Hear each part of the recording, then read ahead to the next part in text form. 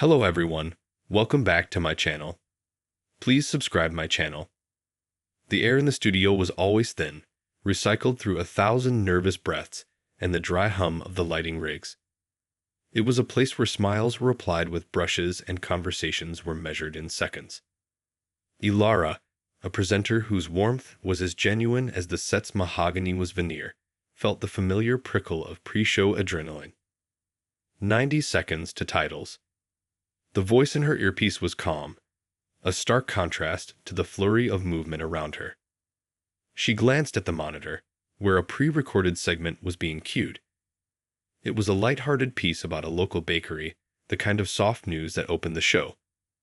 She'd been promised the lead interview, a substantial 10-minute segment with a renowned author.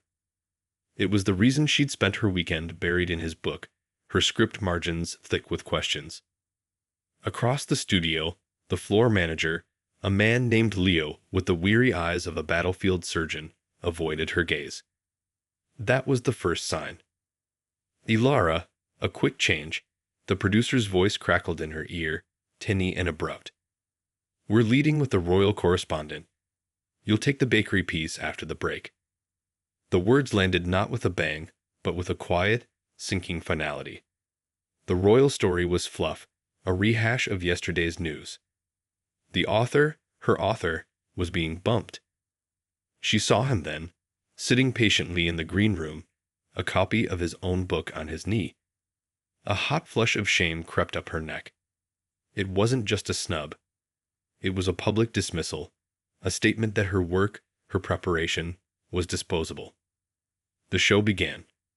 The music swelled, the cameras swept across the set, and Ilara's face, trained through years of practice, settled into its familiar, welcoming smile. She introduced the royal segment with flawless charm, her voice betraying none of the hollow feeling expanding in her chest. During the break, the chaos resumed. Leo finally approached, his voice low. "I'm sorry, Ilara. The boss's orders. They wanted something lighter to open." She just nodded, the smile still fixed in place. "Of course. The bakery piece is ready." She delivered it perfectly. She laughed with the baker, admired the pastries, her performance a masterpiece of professional composure. No one in the millions of homes watching would have seen the tremor in her soul. But back in the stark, unforgiving brightness of the studio, every crew member felt it. It was in the too straight line of her back, the slight overbrightness in her eyes. The moment the final goodbye was uttered and the off-air signal was given, the set deflated. The tension snapped. Ilara stood, her smile vanishing as if wiped away.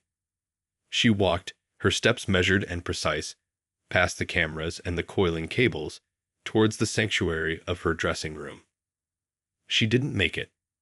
Halfway down the corridor, a sound escaped her, a sharp, choked gasp that she hadn't authorized.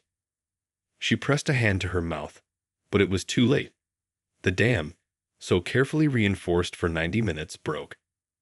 A single, hot tear traced a path through her studio makeup, followed by another. She leaned against the cool, painted cinder block wall, her shoulders shaking in silent, ragged sobs. It was the brutal release of public humiliation, of professional disrespect, of the sheer, exhausting effort of pretending everything was fine. Leo, following at a distance with a cup of tea he knew she needed, stopped when he saw her. He didn't approach. He simply stood guard at the end of the corridor, a silent sentinel ensuring her moment of shattered pride remained her own.